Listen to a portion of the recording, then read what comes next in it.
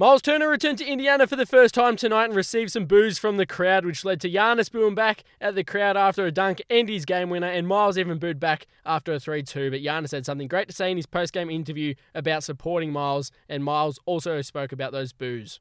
Very early in the game, you have that big dunk, and immediately you boo right back at the crowd, give them a double thumbs down. As you walk out today, you quiet the crowd and then give them a double thumbs down again, boo them some more.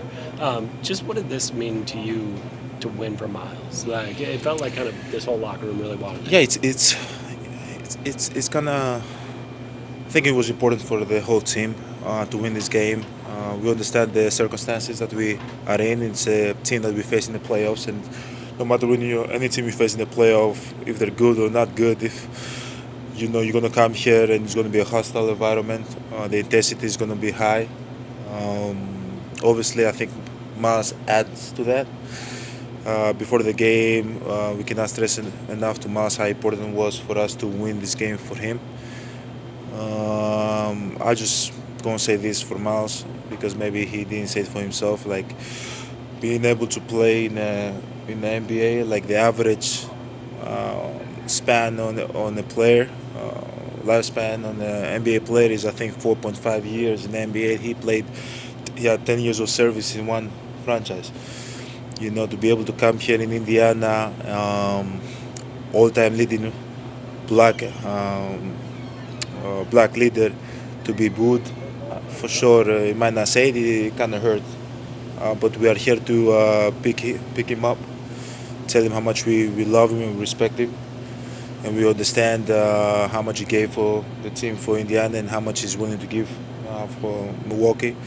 So he's, as I said, he's a great person, great character, great competitor. I played against him 10 years. I think he gave everything he had, blood, sweat, tears, his body, many times on the line for the Indiana team. So anybody that was booing him today or was booing the Bucks, okay, you can boo the Bucks, I understand. But booing Myles Turner, just think about yourself, put yourself in that position, working in, your job for 10 years, and all of a sudden you decide to make a move for your family and for yourself because you have different goals, different aspirations for life. And then you go back and your co-workers and your boss is yelling at you and booing you. You kind of like, man, like, what the hell? I know it's sport, I understand, but like, sometimes it's big in the sport. It is big in the sport. Obviously, he's going to, as much as, I don't know if he's going to say it, but he's going to go back home and he's going to be like, okay, 10 years just went down the drain.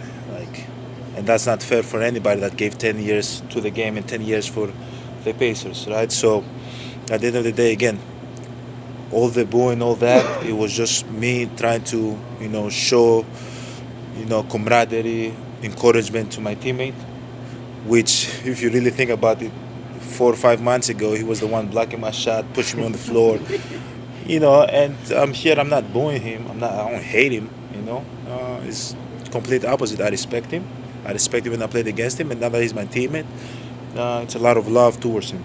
Doc said he was disappointed in his fans with the way that they greeted you. Just how do you feel about your reception today? It was disheartening, man. It was frustrating.